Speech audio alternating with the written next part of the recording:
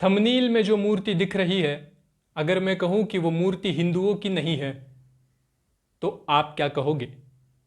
अगर मैं कहूं कि वो मूर्ति का हिंदू धर्म से कोई संबंध नहीं है तो पहले तो आपको हंसी आएगी कि हिंदुओं के देवी की मूर्ति में जितने भी लक्षण बताए गए हैं वो सारे लक्षण उस मूर्ति में मौजूद है, फिर भी ये मूर्ति हिंदुओं की हो नहीं सकती, ऐसा हो ही नहीं सकता।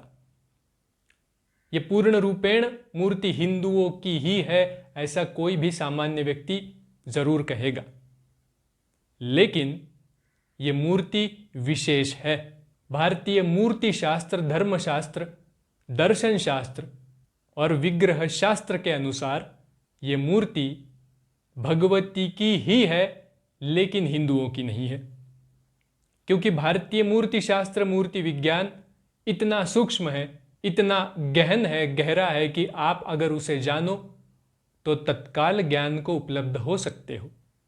और ये मूर्ति उसी का उदाहरण है और आज हम इसी के बारे में जानेंगे।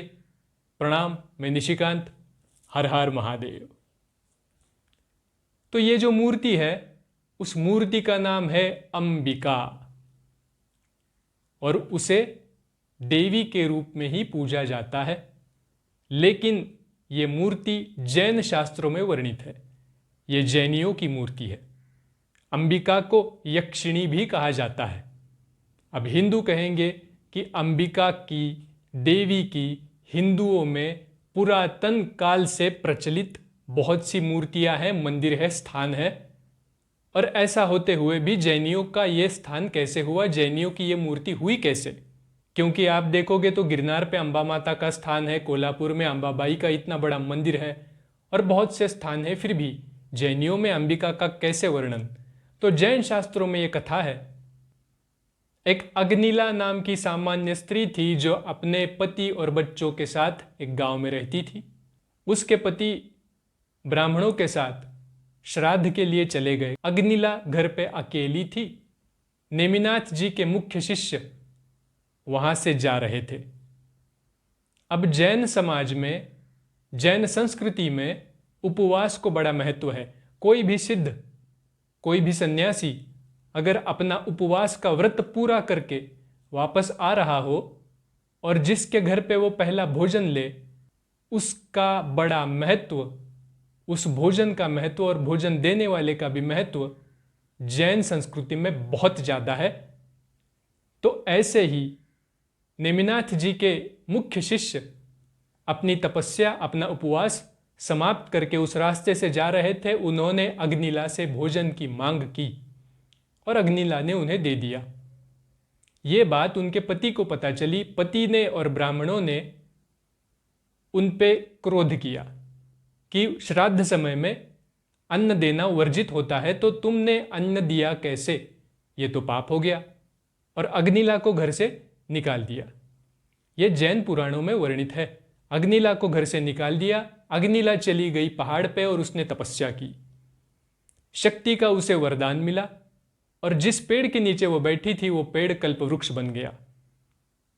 अब इस बात को लेकर देवता जरा नाराज हो गए। देवताओं ने अग्निला का घर छोड़कर बाकी पूरा गांव डुबा दिया।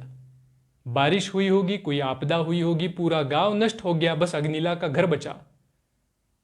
अब इस बात को देखकर उस पे जो क्रोधित हुए थे ब्राह्मण और उसके पति, तो उसका पति और ब्राह्मण दोनों को ऐसा लगा कि अरे, मेरी पत्नी जो तपस्या कर रही है उसके पुण्य प्रभाव से ही हमारा घर बचा है, वरना हमारा घर भी डूब जाता। तो उन्हें अपने गलती का एहसास होता है। वो क्षमा मांगने के लिए पहाड़ी पर चलने लगते हैं, जाने लगते हैं अग्निला से मिलने की। उसे मिलेंगे, क्षमा मांगेंगे कि हमसे गलती हो गई, हमने आप पे गुस्सा किया, हमें माफ़ कर दो, आप ही के पुण्य के वजह से हमारा घर बचा है। ये बोलने के लिए वो निकलते हैं, लेकिन अग्निला को ऐसे लगता है कि मेरे पति फिर से मुझे डांटेंगे, मुझ पे क्रोध करेंगे। डर के मारे वो उसी पहाड़ी से नीचे कूदकर आत्महत्या कर देती है। जैन शास्त्रों में वर्णित है कि उसका पुनर्जन्म हो जाता है और उसे कहा जाता है अंबिका, यानी रक्षण करने वाली देवी। देवी के रूप में उसका पुनर्जन्म होता है। भगवान नेमिनाथ उस समय के जो तीर्थंकर थे, सिद्ध थे, भगवान नेमिनाथ उसके 2 बेटों को दीक्षा दे देते हैं। जो मूर्ति में आपको 2 पुत्र दिखाई दे रहे हैं वो उसी अग्निला के पुत्र है। अग्निला उसका पहला नाम था, लेकिन जब उसका पुनर्जन्म हुआ तपस्या के बाद, उसने आत्महत्या की, फिर पुनर्जन्म हुआ, उसके बाद उसका नाम हुआ अंबिका। और अंबिका को नेमिनाथ जी ने अपनी यक्षिणी बना लिया और उसे संरक्षक देवता के रूप से जैन शास्त्रों में उसका वर्णन है। ये तो हुई जैन शास्त्रों की बात।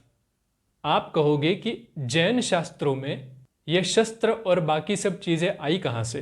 तो जैसे हिंदुओं में पुराणों में वर्णित कुछ देवता है, यक्ष, राक्षस, गंधर्व, किन्नर, दैत्य, वैसी सभी चीजें थोड़े बहुत फर्क से जैन शास्त्रों में भी, जैन पुराणों में भी आपको दिखेगी। सबसे महत्वपूर्ण बात यह है जो हमें जान लेना जरूरी है कि ये तीनों भी जो धर्म है, बौद्ध धर्म, जैन धर्म और हिंदू धर्म, ये तीनों भी भारतीय संप्रदाय, भारतीय मिट्टी, भारतीय संस्कृति से जुड़े हुए हैं।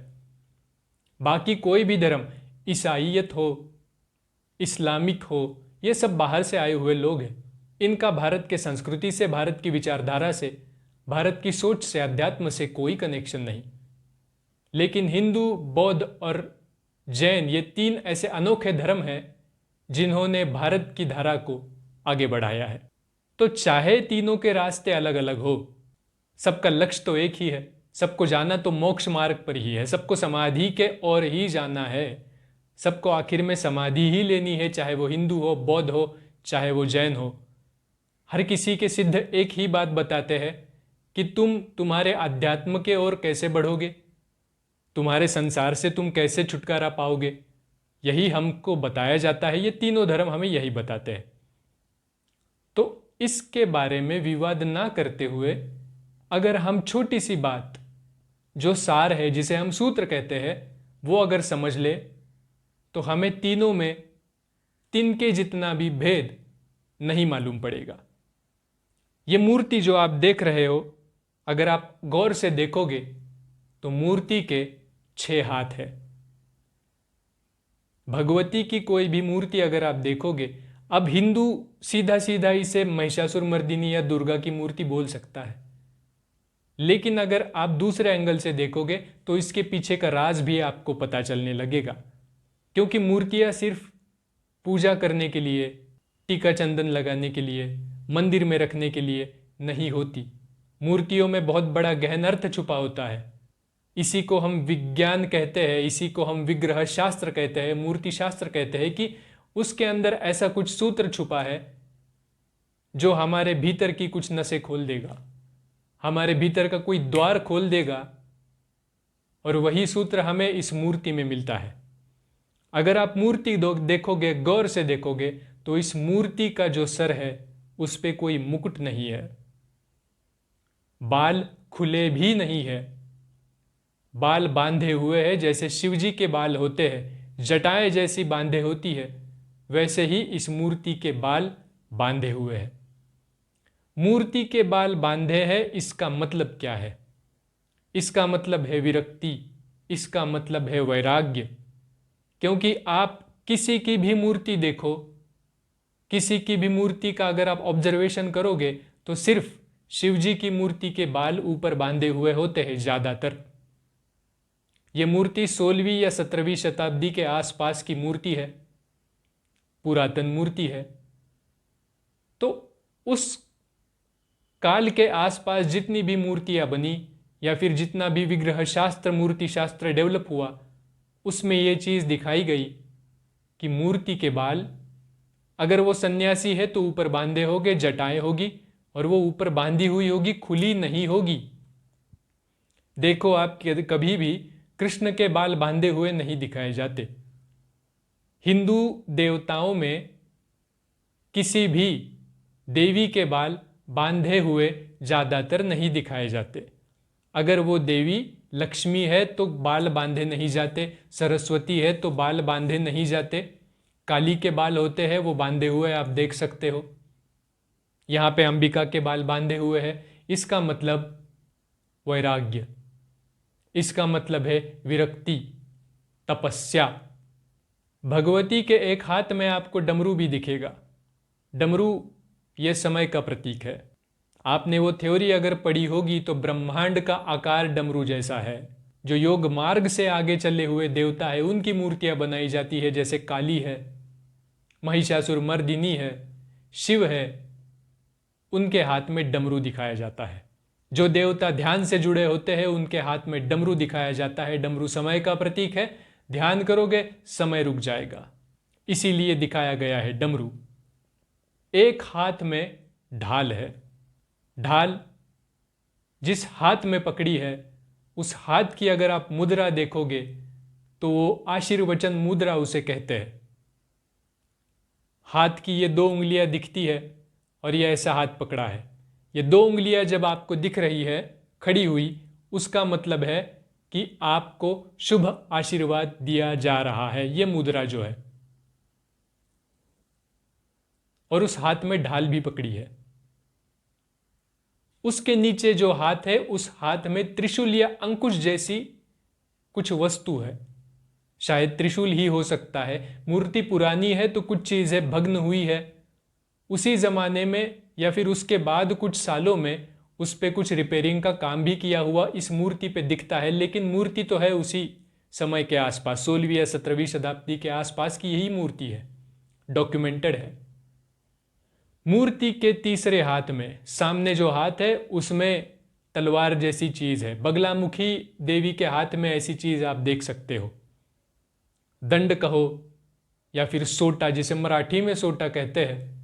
दंडित करने के लिए जिस शस्त्र का इस्तेमाल किया जाता है, बगलामुखी देवी के हाथ में जो दिखता है वही यहां पर है। उसके बाद और एक जो हाथ आपको दिखता है नीचे, उस हाथ में कुछ वस्तु है। नीचे जो हाथ इस तरह से है, उस हाथ में कुछ चीज है बांधी हुई, पता नहीं वो क्या है, धागा है या फिर और कुछ चीज है जो हाथ में ऐसे पकड़ी है। आप अगर गौर से देखोगे तो मूर्ति में वहां कुछ डिटेल दिखाया गया है हाथ पे। और एक जो हाथ है उस हाथ से बालक को पकड़ा हुआ है। भगवती के, अंबिका के गोद में बच्चा बैठा हुआ है। नीचे भी एक बच्चा है। जैन शास्त्रों में वर्णित जो दो बालक है वही दो बालक मूर्ति में भी दिखते हैं। बालक माता के स्तन को छू रहा है। मातृत्व की भावना इसमें दिखाई गई है। ये जो आसन है, जिस आसन में मूर्ति विराजमान है, उसे ललिता आसन कहते हैं। ललिता आसन में ये बैठी है, एक पैर नीचे और दूसरा पैर ऊपर, और उसके गोद में, मूर्ति के गोद में एक बालक बैठा हुआ है। तो मातृत्व की भावना और साथ ही साथ में संरक्षक की भावना, ये दोनों भी तत्वों को यहां पे जोड़ा गया है। और एक विशेष चीज यहां पे दिखती है कि भगवती के पैरों तले शेर है। अब आप इसमें कहोगे कि भगवती के पैरों तले शेर है, इसमें विशेष बात क्या है? जैन शास्त्रों में यह वर्णित किया है, वो जो शेर है वो अग्निला का जो पति था, वो क्षमा याचना करने के लिए शेर का रूप लेके उसके पैरों तले बैठा है। जिसको पहले बहुत अहंकार था, वो पूरा अहंकार छोड़ के अंबिका के चरणों में शांत बैठा हुआ आपको दिखता है, समर्पित है, और वो वहां बैठा है शेर का रूप लेके। ये ऐसा कनेक्शन, रूपक जैन शास्त्रों में वर्णित है। भगवती के, हिंदू शास्त्रों में भी भगवती के पैरों तले उनका वाहन शेर होता है। अब ये तो हो गई सब दिखने वाली चीजें जो मूर्ति में हमें साफ साफ दिख रही है कि मूर्ति के एक हाथ में त्रिशूल है, एक हाथ में ढाल है, दूसरे हाथ में डमरू है, उसके नीचे एक शस्त्र है, आयुध है जो बगलामुखी देवी के हाथ में होता है। एक हाथ जो है वो लक्ष्मी जी जैसा नीचे जो दे रहा है, और एक हाथ से बालक को पकड़ा हुआ है। ये सब मूर्ति हमें दिख रही है, लेकिन इसके पीछे का शास्त्र क्या है, इसके पीछे का कारण क्या है, इसके पीछे का रहस्य क्या है? सबसे बड़ा रहस्य यह है कि तुम अगर भगवती के चरणों में जाओ तो तुम्हारा भाव कैसे होना चाहिए। अगर आप जाओगे तो दो तरीके के भाव आप लेकर जा सकते हो। सबसे पहला भाव, जो भगवती के साथ दो बालक दिखाए गए हैं, उस तरीके से अगर किसी भगवती का दर्शन करने जाओ, देवी का दर्शन करने जाओ, मंदिर में जाओ या फिर किसी देवी की उपासना करो, शक्ति की उपासना करो, एनर्जी की उपासना करो, तो तुम्हारा भाव होना चाहिए समर्पण का कि माई मैं तो बालक हूं, मुझे कुछ नहीं पता, मुझे कुछ नहीं आता, मैं कुछ नहीं जानता, जो तुम बताओगी वही सत्य है। इतना समर्पण अगर आप रखोगे, बालक की भांति हो जाओगे, निरागस, जिसे हम इनोसेंट कहते हैं। अगर तुम्हारे भीतर बालक जैसा भाव होगा तो तुम्हें शक्ति के गोद में बैठने का मौका मिलेगा, यानी तुम फुल ऑफ एनर्जी हो जाओगे। पूरे ब्रह्मांड का चैतन्य, पूरे ब्रह्मांड की शक्ति तुम्हें गोद में लिए चलेगी, तुम्हें किसी भी चीज की कमी नहीं होगी। ये इस विग्रह में वो बताना चाहते हैं। दूसरा तरीका यह है, अगर आप जाना चाहते हो भगवती के पास, एनर्जी के पास, शक्ति के पास, चैतन्य के पास, तो आपको जाना होगा समर्पित शेर की तरह।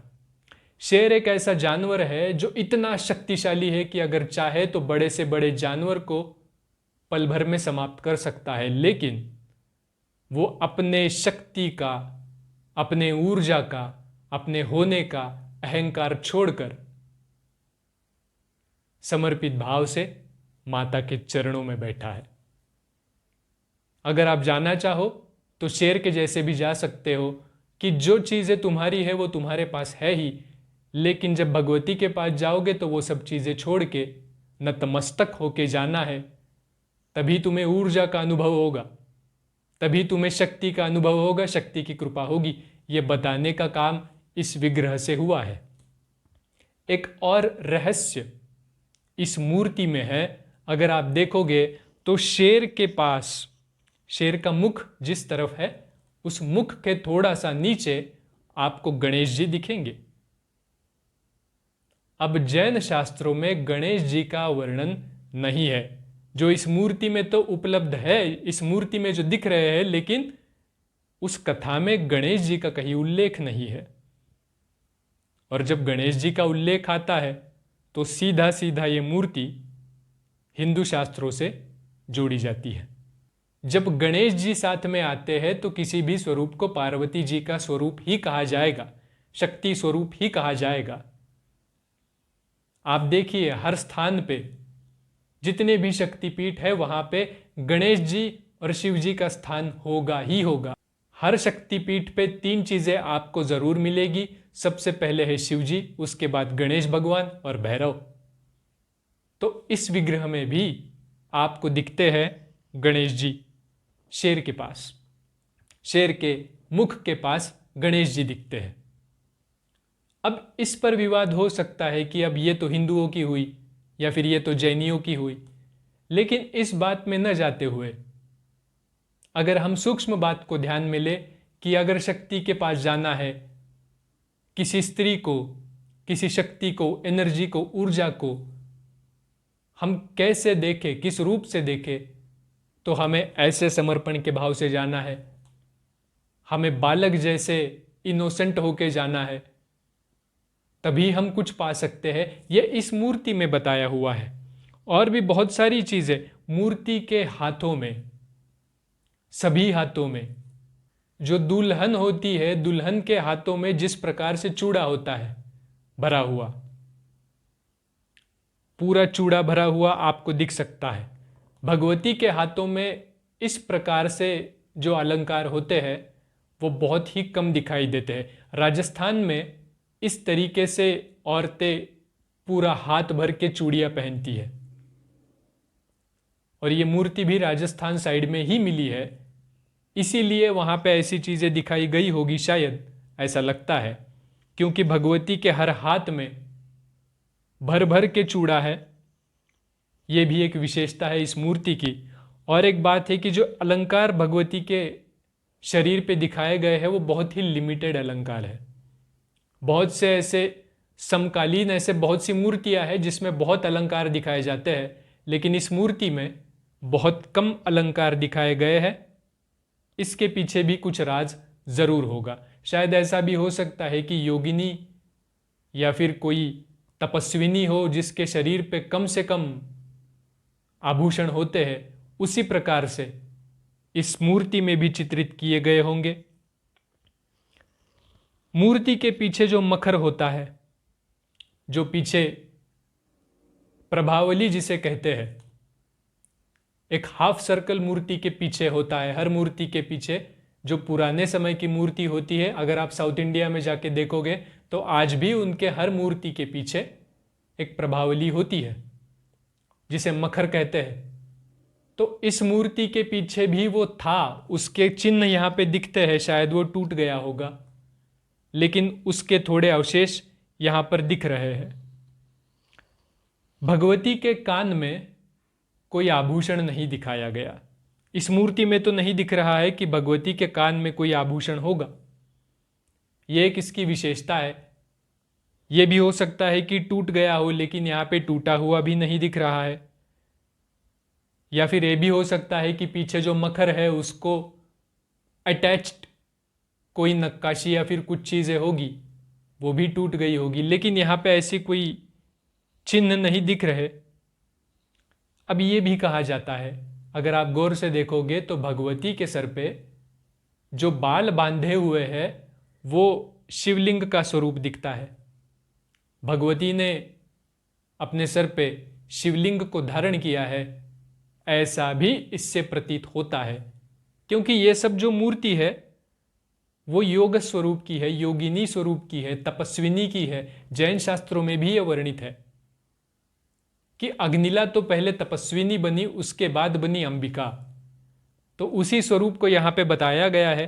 रक्षिणी और मातृदेवता, इसके रूप में इन्हें पूजा जाता है। तो इस प्रकार से अगर हम हर मूर्ति की जांच करें, हर मूर्ति को अगर हम देखें, तो हमें यह पता चलेगा कि हिंदू, जैन, बौद्ध, ये तो सब ऊपरी ऊपरी बातें हैं। इनका जो गहन अर्थ है, इनका जो भीतरी अर्थ है, वो बड़ा अनोखा है, बड़ा अलग है। अगर हम उसे जान ले तो हम इन धर्मों के चक्रों में पड़ ही नहीं सकते। फिर क्या जैन, क्या बुद्ध, क्या हिंदू, सब अपने ही है।